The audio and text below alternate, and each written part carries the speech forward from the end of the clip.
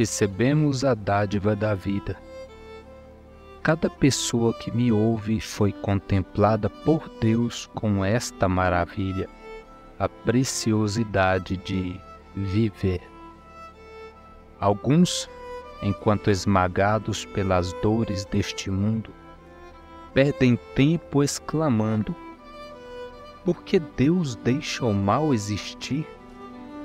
Por que Deus permitiu que eu sofra? Por que Deus? Por que Deus? Por que Deus? Bem,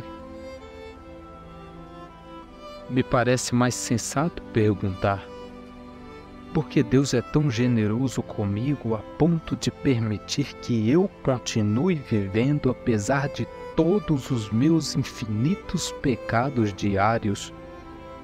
Se eu não posso recompensá-lo sequer por me dar a possibilidade de respirar, por que Ele insiste em me conceder a graça de continuar vivendo? Contemplo a infinidade deste mundo e tudo está ordenado para que eu viva. E isso me impressiona. Não mereço toda essa graça que o Senhor me concede. Como se não bastasse, quis Ele ser ainda mais generoso e presenteou aos sujos pecadores com o Santo Senhor Jesus, Deus em carne, levando os pecados sobre si, para dar mais que vida terrena, a eterna. Quem pode sondar tão preciosa graça? Ó maravilhosa luz, concede-nos poder para estarmos aos teus pés. Contudo, boa que seja a vida terrena, quebrada como o resto deste mundo por causa da nossa queda, e é nossa queda porque com Adão todos pecamos, está sujeita à corrupção. Logo, com a dádiva do viver, nos percebemos enrugar. O tempo vai correndo e não poupa a nenhum de nós. Vemos muitos desejos jamais se cumprirem, sonhos que ficaram no esquecimento, momentos que desejamos durassem uma eternidade, mas duraram um segundo. A vida está voando, estamos ficando velhos e o fantasma da nostalgia quer nos assombrar. Amigos que desapareceram, mas deixaram boas lembranças, onde estarão? Que terá sido deles? Não fazemos ideia. Porém, enquanto estiveram por perto, nos alegramos por termos sido cativados por tão nobre sentimento.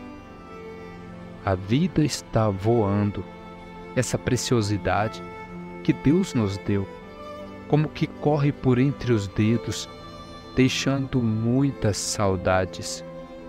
Estamos ficando velhos. Desespero para quem não fez nada e deseja ainda muito fazer. Desespero para quem fez tudo e não quer perder o que fez. Como deve ser? O texto sagrado indica: ensina-nos a contar os nossos dias, para que alcancemos coração sábio. O salmista pede bem: se não nos é possível fugir da ação do tempo, então nos ensina a viver, Senhor. Que a soma dos nossos dias não resulte em tristeza e amargura, mas em glória a quem nos deu a dádiva de viver. É verdade que a ação do tempo sobre os corpos causa espanto. Uma pele macia logo se torna rugosa. O que era jovem se torna velho. Pobres dos homens que amavam seus cabelos e agora são calvos. Outros receberam o poder continuar com os cabelos da cabeça, mas não com o mesmo tom. Vigor e satisfação se transformam em cansaço e enfado. Pobres mortais que sofrem a pena do pecado. Mas tomemos o exemplo do salmista. Olhemos para aquele que é o doador da vida e clamemos: Senhor, me ensina a contar os meus dias. Eu quero um coração que seja sábio e que sabe colocar em prática todas as boas dádivas que o Senhor nos deu. Que poderia nos restar senão buscar a Deus?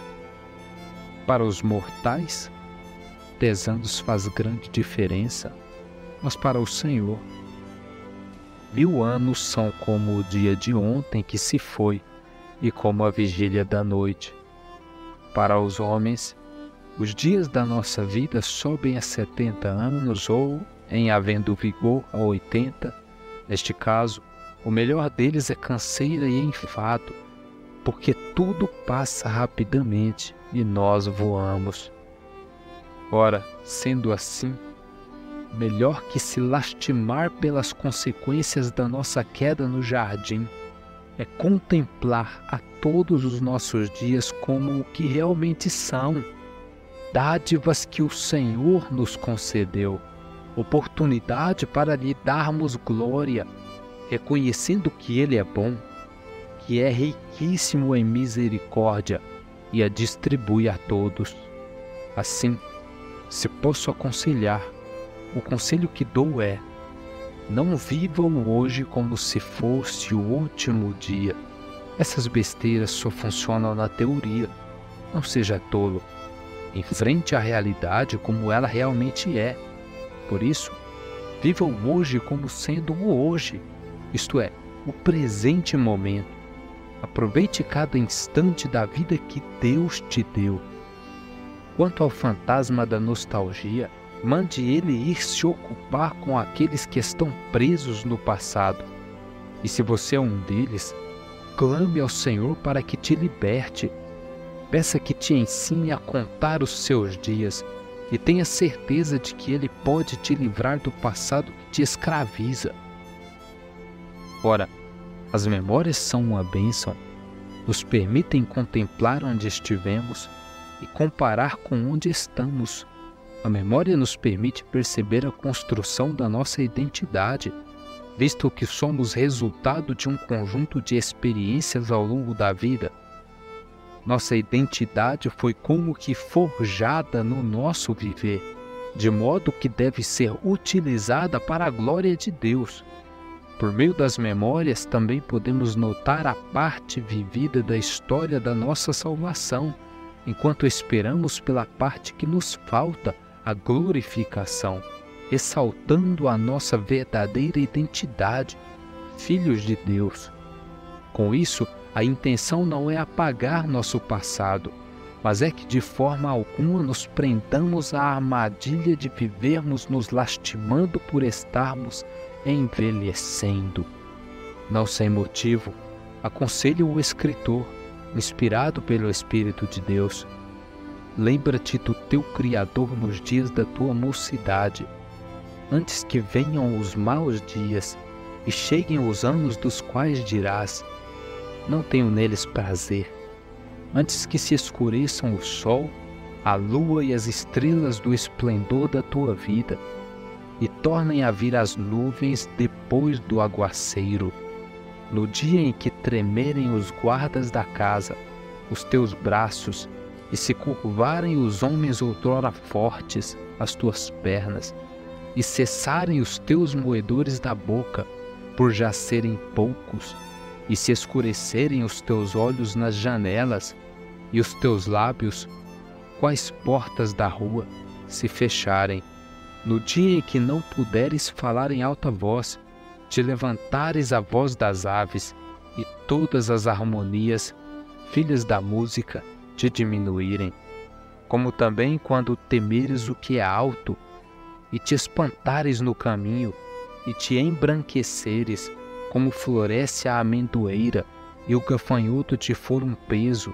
e te perecer o apetite, porque vais à casa eterna, e os pranteadores andam rodeando pela praça, antes que se rompa o fio de prata, e se despedace o copo de ouro, e se quebre o cântaro junto à fonte, e se desfaça a roda junto ao poço, e o pó volte à terra como o era, e o espírito volte a Deus que o deu. A ação do tempo não nos poupará. Estamos ficando velhos. Não podemos fugir. Mas compreender faz uma diferença muito grande. E confiar no Senhor Jesus é vitalidade para os ossos.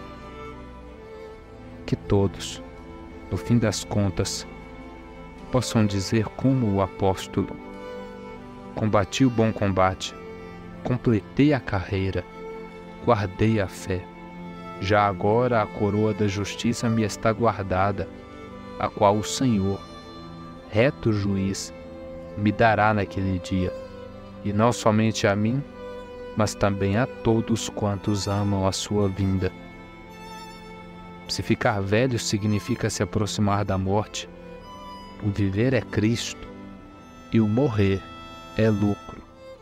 Senhor, ensina-nos a contar os nossos dias para que alcancemos coração sábio.